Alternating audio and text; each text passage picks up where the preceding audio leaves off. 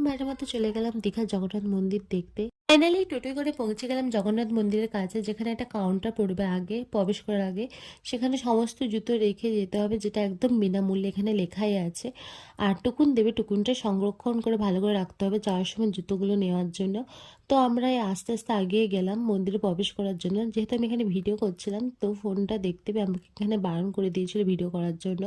তো এখানে চেকিং করে আমাদের প্রবেশ করতে হচ্ছিলো, এমনকি আমার পাস ব্যাগগুলো যাদের ছিল সব নিয়ে চেকিং করে কিছুক্ষণের মধ্যে দিয়ে দিচ্ছিল।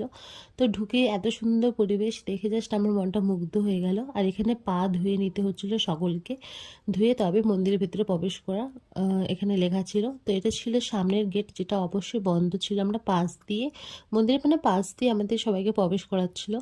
আর মন্দিরে এই আর্কিটেকচারগুলো দারুণ ছিল, পুরো পুরীর জগন্নাথ মন্দিরের মধ্যে কিছুটা। আর এখানে একটা থাম্বা দেখতে পাচ্ছি, এখানে প্রদীপ জ্বালানো হয়। তো আমার শাশুড়ি মায়ের পায়ে ব্যথা বলে ওখানে বসে গিয়েছিল, আমি আর আমার কাকি শাশুড়ি মা ভেতরে চলে গিয়েছিলাম। কিন্তু মন্দিরের ভেতরে যেখানে ঠাকুর ছিল আসল, সেখানে ভিডিও করা একদম স্ট্রিক্টলি বারণ ছিল।